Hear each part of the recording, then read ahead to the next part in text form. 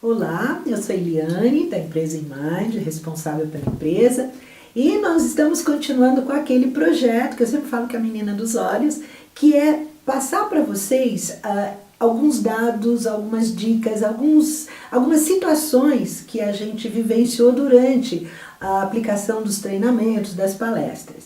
Eu acho que se servir para alguns de vocês, já vou ter cumprido a minha tarefa, porque geralmente eu falo com as pessoas, elas me fazem perguntas que eu acredito que pode servir para muita gente.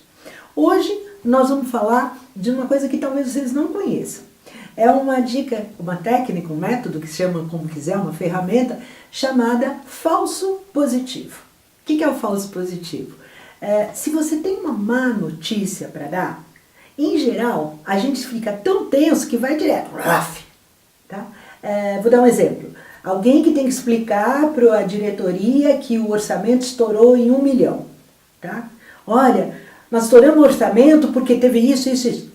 Isso geralmente não dá certo. Por quê? A primeira coisa do cérebro dos outros, o que o cérebro dos outros apreende é que ai, ai, ai. Né? Tem uma forma de você dizer a mesma coisa que alivia um pouco a pressão e que tem transformado algumas comunicações em melhores. Eu fiz um treinamento para a diretoria de um grande banco aqui e que a minha função era ensinar as pessoas a falar com o board, a diretoria maior do banco, a comunicar uma notícias. Então, como é que a gente trabalhava? Sim, a gente tinha que falar que o orçamento estourou 1 milhão. Bacana.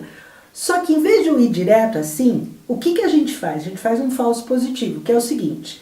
O que você ganhou? Né? Por que você atrasou? Provavelmente porque quebrou alguma coisa, né? Mas também você ganhou alguma coisa, que seja no mínimo experiência.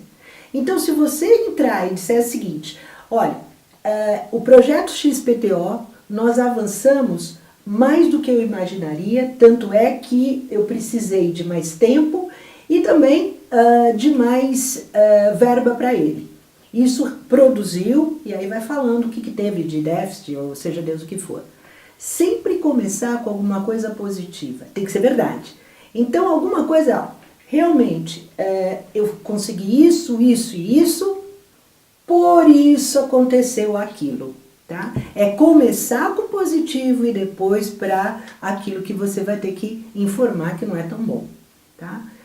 Se vocês quiserem, eu tenho vários exemplos, se comuniquem com a gente e tem até umas regrinhas, tem uns formulários, eu acho que pode ser útil, tá bom? Pelo menos para os meus alunos eles estabeleceram uma comunicação muito melhor com o board deles, tá bom? Até a próxima, então, tentem, vocês vão gostar.